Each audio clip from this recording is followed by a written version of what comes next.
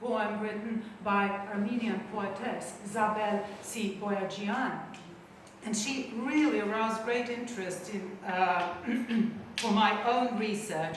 And all I can say is that today I will be talking about Lazar Kostic and his poem from 1864. At the end, I will make a parallel with the poem written in 1916 by Armenian poetess. And I also see at this end, my beginning, as I would say, I see the possibility of new research, and I would like to make a comparative paper on these two poets. It is actually about transcultural appropriations of Shakespeare in Central Europe. So, as you know, Central Europe in the late 19th century can be seen as a transcultural contact zone for various cultures. The German influence was dominant throughout the Austro-Hungarian Empire, populated by diverse cultural entities expressing themselves in German, Hungarian, and a whole series of Slavic languages. In the Slavic areas, educated people would, along with their mother tongue, speak, read, and write in German and Hungarian and in Latin.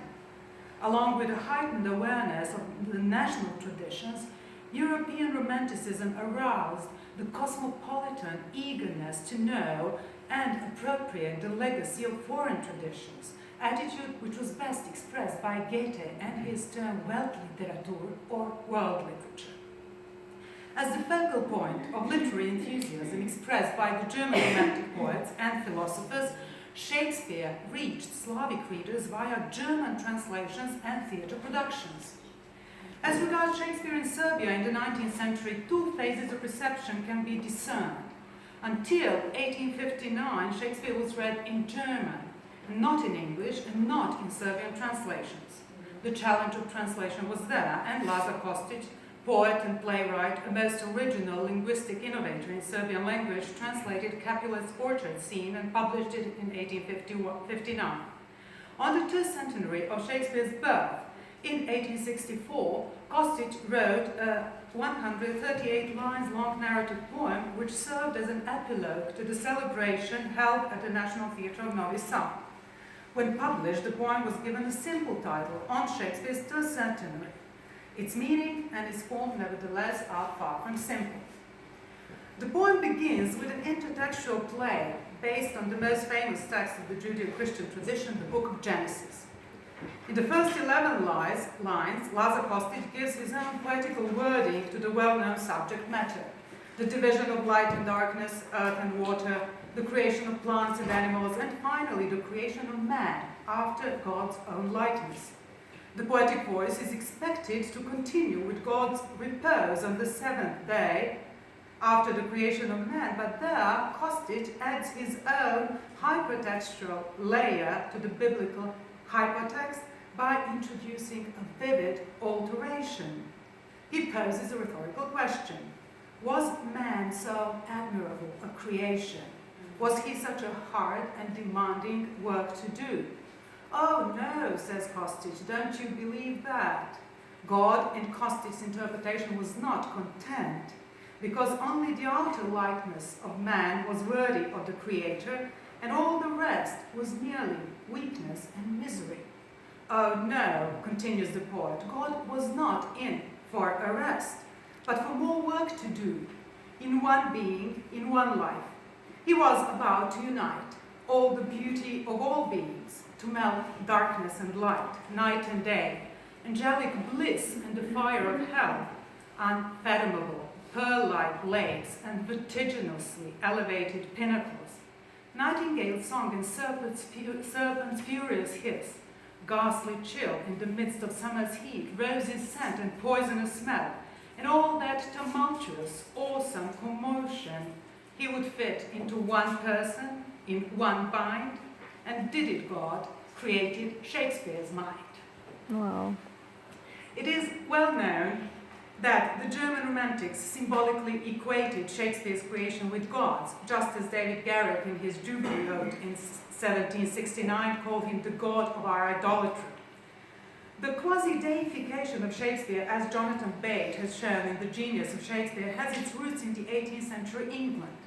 Shakespeare was identified as an original genius, as you know, by Addison, who counted him among the greatest poets of all times, Homer, Pindar, and the Old Testament prophets, in the Spectator articles, as well as by a number of other English authors throughout the 18th century. Voltaire commented wryly that in England at that time, Shakespeare was rarely called anything but divine. In opposition to the influential Shakespeare was rarely to the influential French, now classical poetics of drama, the Romantics throughout Europe, including France with Victor Hugo, began to praise Shakespeare's imagination, genius, and originality. With Romanticism, says Bate, poetry was elevated into secular scripture, Shakespeare into God. In Kostic's poem, as we have seen, Shakespeare is not God, but the masterpiece of God's craft, God's human continuation, someone with whom God is willing to share the pride in creation. Furthermore, Shakespeare is a grateful and generous son of his heavenly Father, for he shares what has been given to him. Let's paraphrase Kostic's argument. He couldn't let the received interiority wither within him, but he had to engender a new world and to amplify the world known to the humans by doubling it up. Both in England and in Germany, the elevation of Shakespeare to the status of original creative genius, and therefore comparable metaphorically to God the Creator, coincided with the adoration of Shakespeare as national poet. In England, according to Jonathan Bate, it was in relation to the emergent nationalism, popular Francophobia, and aristocratic Francophilia.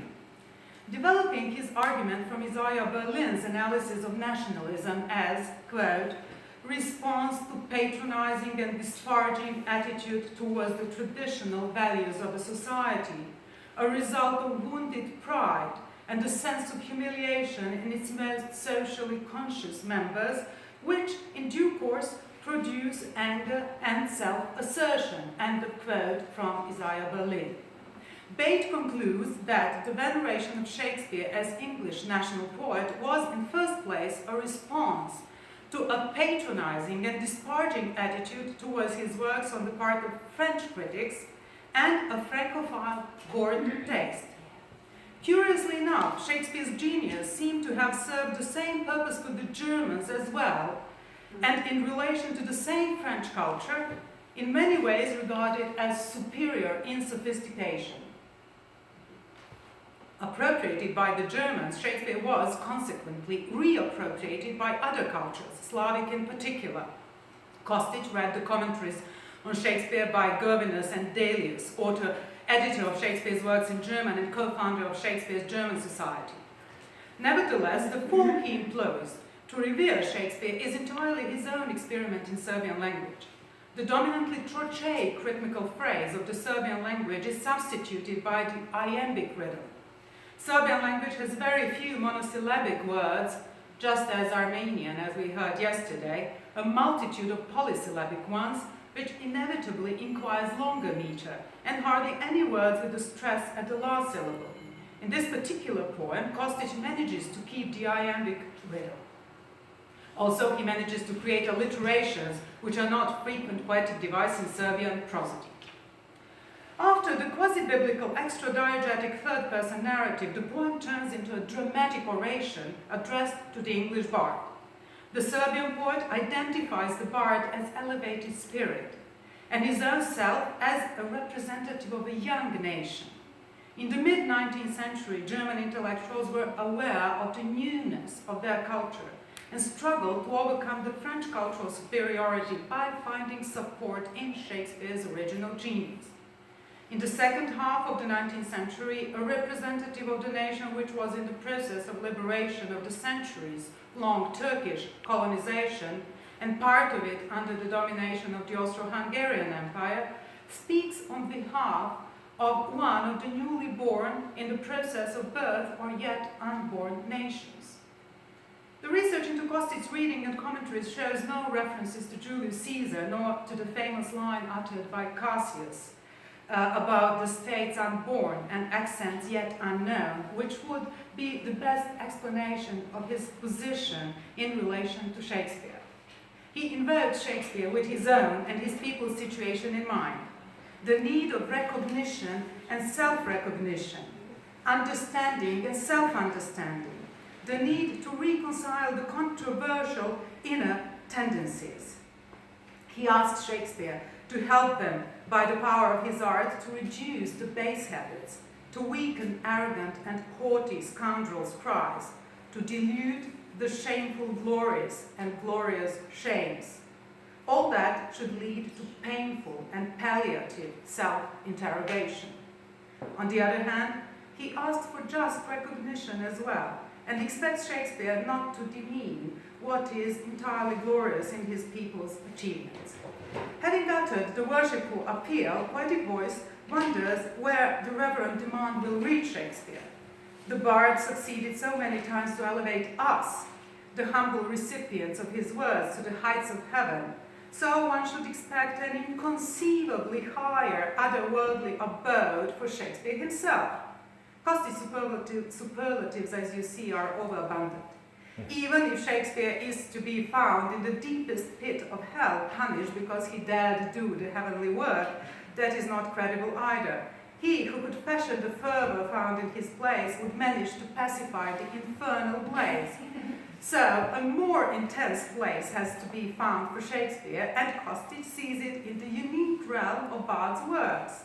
In that kingdom, Shakespeare, king-like and godlike, rules himself, surrounded by his heroes. The way to mediate the hopeful demand is to bequeath it to Shakespeare's characters and expect them to pass it on to the bard, king, god. By bestowing his plea to Hamlet, Juliet, and Richard Gloucester, Kostic actually gives micro-interpretations of the two plays he had by that time tried his hand on in translations, Romeo and Juliet and Richard III, and of Hamlet, which he obviously knew intimately and would translate it 2 decades later. Hamlet is first seen as a martyr, and only afterwards as a skeptic. Juliet is also a martyr, a saint, and a faithful lover whose very breath Kostic imagines as a medium by which his words would be communicated to the bard. The third one to speak to the bard is Richard Gloucester, icy hedgehog, whom Kostic asks to bend his knee in Shakespeare's presence when passing on the Serbian poet's epistle. Serbian 19th century Shakespeareans is that of troublesome self-recognition.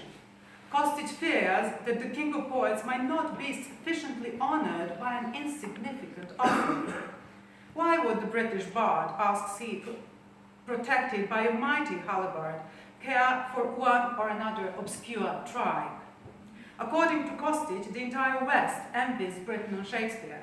Kostic further on affirms the Serbian people's fate, which is surprised only by their stubbornness, their pride, and finally the sharp wit of his people, which Shakespeare might find congenial and worthy of respect.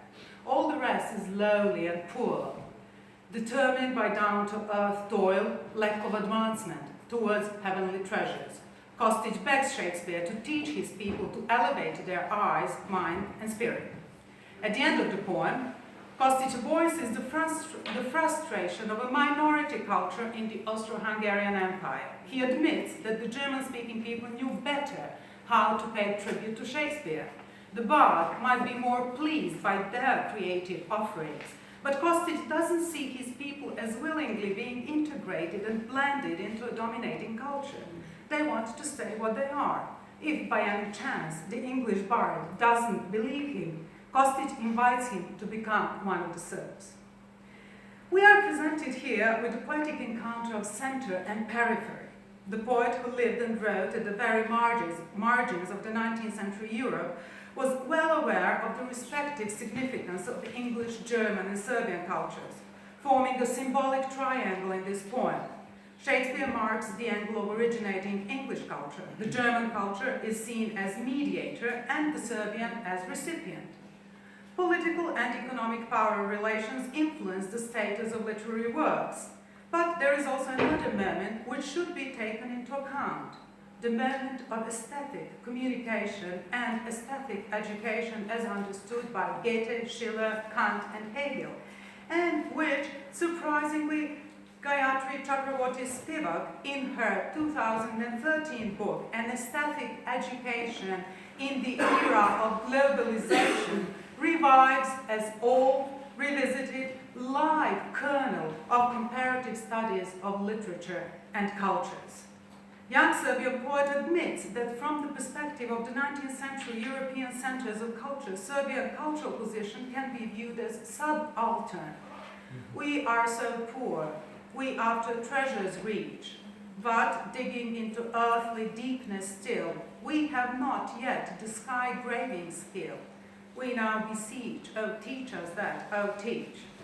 He's also aware of the colonial hybridization attained in the encounter of German and Serbian cultures. For another Shakespeare tercentenary, celebrated in London in 1916, the Armenian poetess Zabeltsi Boyajian wrote a poem in 4-part trance entitled Shakespeare. Shakespeare's ontological position is similar to the one Kostic assumes. The poet is great, eternally living spirit. The first line goes, great unknown spirit living with us still. He is omnipresent.